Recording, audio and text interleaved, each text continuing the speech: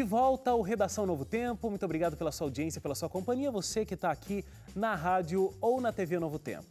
Nessa semana, o governo sancionou a lei que permite a infiltração policial na internet no combate à pedofilia. A regra foi acrescentada ao Estatuto da Criança e do Adolescente.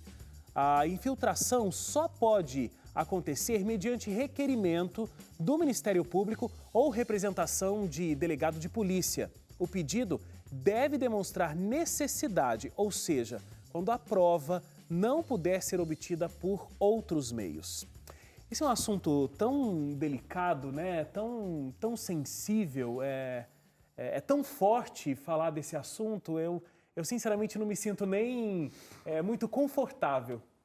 É algo muito, não pesado, sei, não né? consigo encontrar outra palavra a não ser forte. Muito pesado. Eu ia falar legal, né? Mas assim, legal, acho que não resume muito bem essa questão de liberar a infiltração do policial. Acho que é realmente muito importante que isso aconteça. Eu lembro que, acho que no ano passado, uma matéria foi ao ar pelo Fantástico mostrando, né, o processo de investigação contra o crime de... Na verdade, abrindo um parêntese aqui, né? Pedofilia, há quem diga que não é crime. A pedofilia em si, porque ela é uma doença, né? Seria crime, então, você compartilhar, usar, baixar conteúdos pornográficos da internet, qualquer imagem de criança, ou que, então, né, o caso mais extremo que seria o estupro. Enfim, e aí nesse processo de investigação, eles estavam usando um recurso de tecnologia para investigar, para localizar pessoas que estivessem consumindo conteúdo de pedofilia na internet. O interessante é não só consumindo o conteúdo, mas também enviando, né? Porque nessa operação, essa tecnologia que a gente tá falando aqui, que o interessante é que é uma tecnologia dos Estados Unidos, né? Uhum. E aí foi trazida para o Brasil. Mas eles conseguem verificar quem simplesmente está assistindo a um material, se eu não me engano, essas pessoas nem são presas, mas a questão de que pode levar à prisão é você não só ter o material na sua máquina, mas também compartilhar esse material. E aí, só nesse diálogo aqui nós dois, esse diálogo para não dizer que eu te interrompi, eu percebi isso, viu? O que acontece é o seguinte, existem alguns sites, inclusive não propriamente de pornografia, mas, por exemplo, a pessoa baixa um filme no computador dela, ou baixa imagens ou filmes pornográficos, mas não necessariamente de pedofilia, mas quando você baixa esse filme, esse produto, você baixa junto um programa que utiliza a sua máquina, a sua conexão à internet, para enviar para outras máquinas conteúdo de pedofilia. Então, o conteúdo pedófilo, ele fica armazenado na sua máquina. E aí a Polícia Federal consegue chegar até a sua máquina. Agora, lógico que eles conseguem identificar isso. Nossa, imagina o susto de um policial chegando na casa da gente. Pode ser que na máquina da gente tenha esse produto instalado, mas não que a gente faça uso disso. Então, eles conseguem identificar quando a pessoa consome o conteúdo, quando a pessoa consome e divulga, e quando a pessoa simplesmente está sendo uma mula, né? Uma laranja desse processo. Agora, em tempo real, eles conseguem visualizar se a pessoa está baixando, quanto tempo ela gastou para poder baixar, o computador que está sendo usado, eles localizam. E só concluindo aqui, Leite, para passar para você, é que com tanta tecnologia que a gente tem, assim, no sentido da polícia poder ter todo esse amparo, nada mais justo do que usar isso a favor, no caso, né, do processo de investigação. O que é interessante nessa lei que foi aprovada agora é que é o seguinte, até então, os policiais, eles só poderiam prender alguém se o cara comete o crime no sentido de se aproximar de uma criança e abusar dela de alguma maneira, etc. É que agora, com a sanção dessa lei, o policial pode pedir a prisão de alguém ou entrar num processo mais intenso de coibir o crime antes que o crime aconteça de fato, entendeu? Então isso que é muito interessante, né? Porque até você para pensar, né? Se você tem que esperar uma criança Ser abusado ser pra depois. abusada para você poder intervir de alguma maneira, policialmente falando, isso tem uma série de problemas. O primeiro é que, e para mim é o mais grave de todos, é que você tem que expor a criança até a situação final de uma situação dessa com um pedófilo, né? Então, a criança ela já está exposta a todo um conteúdo pornográfico e tudo mais que pode estar rolando, conversas que não devem acontecer com uma criança, e você não pode fazer nada até que fisicamente o cara queira se aproximar de uma criança. Era o que acontecia até então. Então, imagina, você expõe a criança por muito tempo a uma situação que causa um trauma muito grande. Agora, se você consegue intervir antes que aconteça alguma questão física, já é muito bom, porque apesar da criança estar exposta numa situação que pode causar um trauma, o tipo de conversa, fotos que o cara pode mandar e tudo mais, você não tem pelo menos, né, você pode pensar assim, numa forma de não ter uma consequência tão grave, é grave ainda, mas não tão grave quanto poderia, você consegue intervir antes, né? Então, esse é o grande ponto, eu acho, dessa lei. A novidade da lei é que a infiltração policial já ocorria, né? Para outros crimes, inclusive, e para pedofilia também. O policial se disfarçar nas redes sociais para caçar essas pessoas.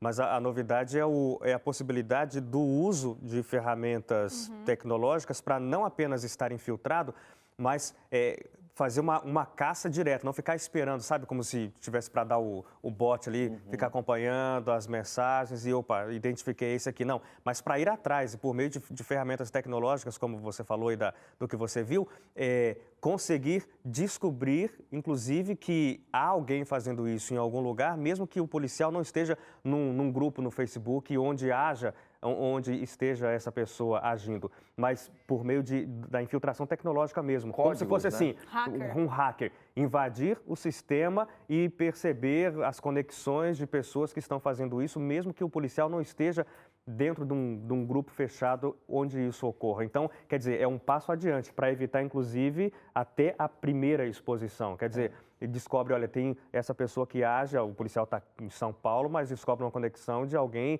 no interior do Paraná que faça isso. Então, antes, inclusive, que haja qualquer contato dessa pessoa com uma criança, a polícia consegue chegar nisso. É interessante desse software, porque o que acontece o policial, né, ou uma equipe policial, ela não precisa de indícios para poder começar a ir atrás. Esse software busca os indícios para que eles possam fazer isso, né? E eu vi umas imagens desse software funcionando, é inacreditável, porque tem um mapa mundi na tela, né?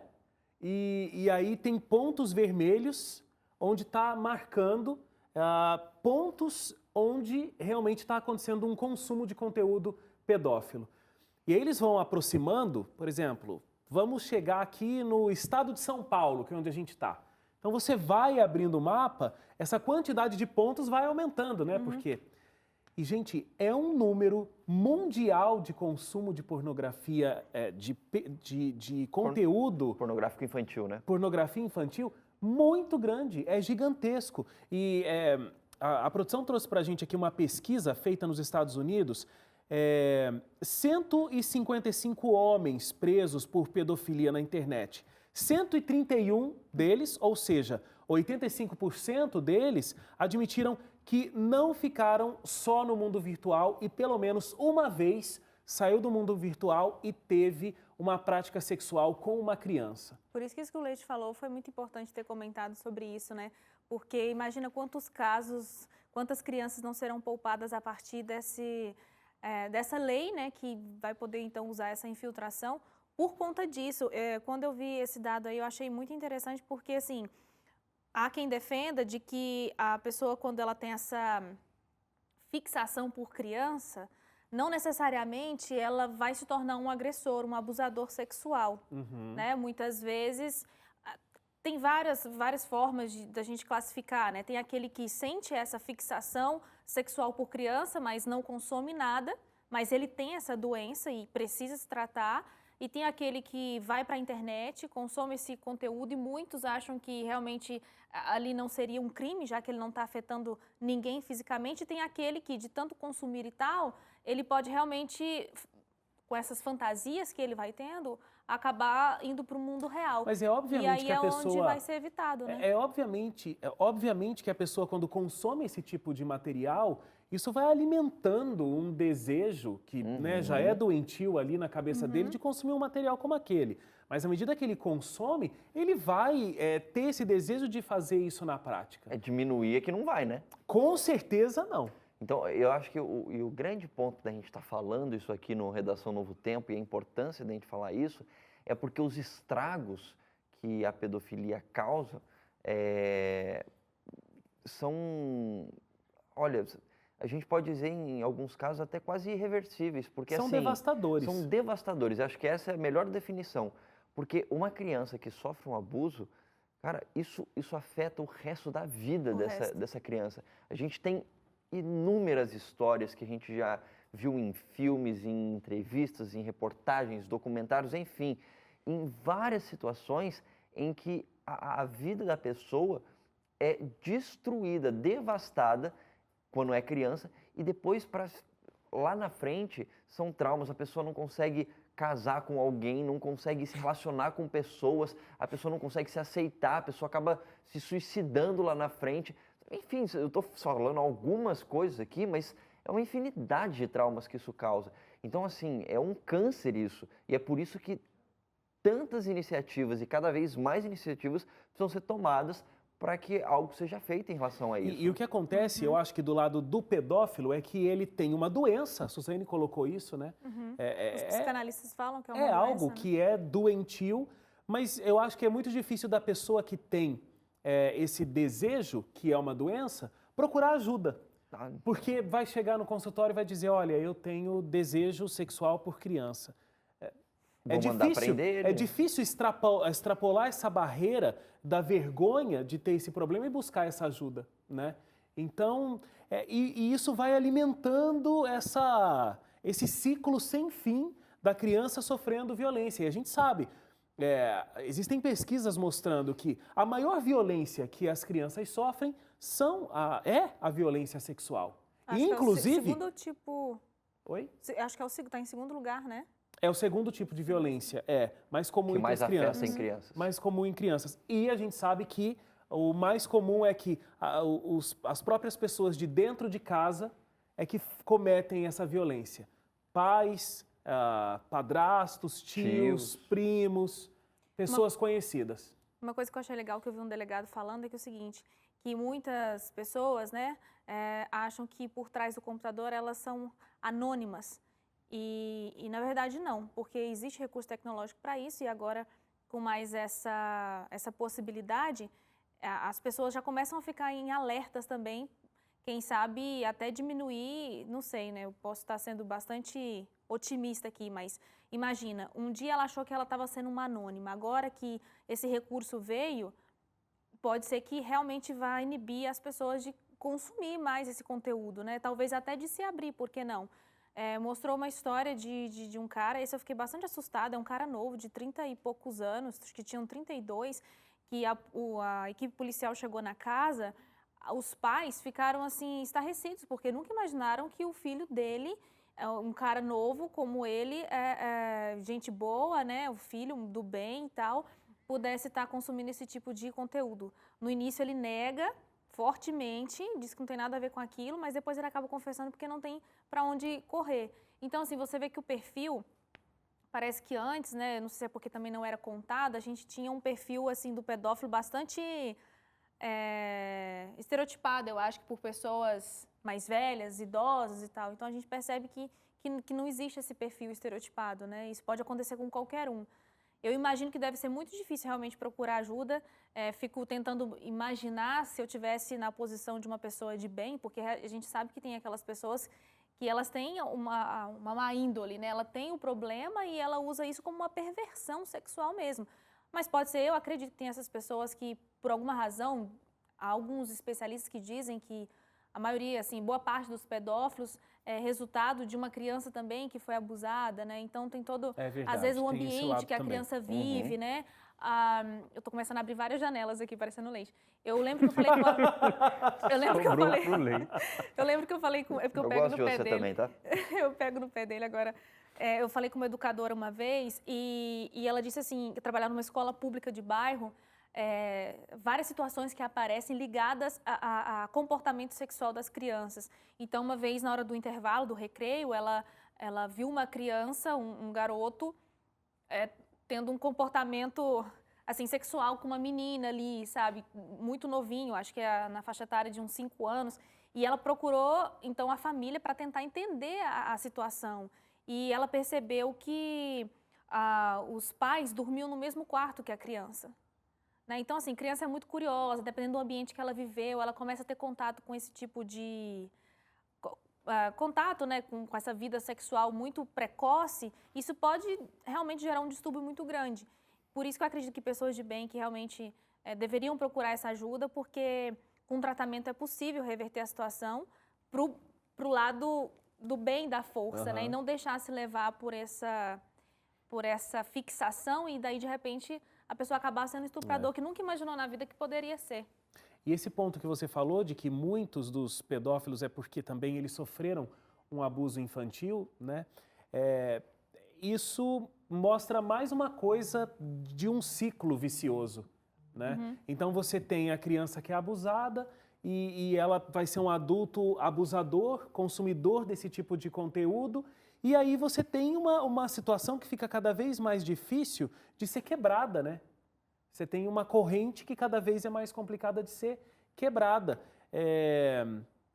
E vale aqui, eu acho, esse alerta que a gente fez, não sei se no programa passado ou muito recentemente, de como os pais eles têm que ficar muito atentos, né, a esse tipo de alerta. Então, se a criança está com esse tipo de brincadeira, essa sensualização tão cedo, o que está acontecendo? Né? Tem alguma razão? Tem algum motivo?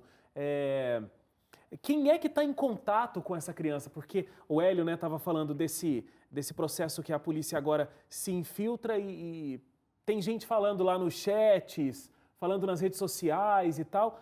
E esses pedófilos eles estão por aí realmente desempenhando esse papel, essa busca por uma criança. E essa criança pode ser o seu filho. A gente tem que entender que criança é muito curiosa, né, Wagner? E muito inocente também. Inocente e curiosa, então... E tem essa questão, acho que colabora ainda mais para esse mal todo, que é a questão da internet e a questão da ausência de acompanhamento dos pais com relação ao que os filhos acompanham, e cada vez mais cedo as crianças têm acesso a isso, né? Seu próprio tablet, seu próprio celular, com 2, 3, 4, 5 anos. É uma janela aberta para possibilidades muito ruins por conta disso. Então, o alerta que o Wagner voltou a fazer sobre a necessidade do acompanhamento mais presente dos pais para, de alguma forma, tentar garantir uma segurança maior e proteção maior. E olha, dia 18 de maio é o Dia Nacional de Combate ao Abuso e à Exploração contra Crianças e Adolescentes. A data está aí e é muito importante. Foi muito importante a gente debater esse assunto, isso, né? Fizemos um dueto aqui. Eu não quis te atrapalhar. Não, mas eu achei bonitinho. Então, é um assunto sério, não é a primeira vez e com certeza não será a última que a gente termina um assunto aqui no Redação Novo Tempo, deixando esse apelo tão forte para que pais sejam cada vez mais conscientes e mais atentos a essas necessidades dos seus filhos, porque esse perigo está aí e pode encontrar qualquer criança, porque estão suscetíveis a isso. A gente vai para um rápido intervalo. Na volta, a gente discute sobre uma iniciativa universitária para discutir fé e ciência através de pesquisas realmente científicas. A gente volta já.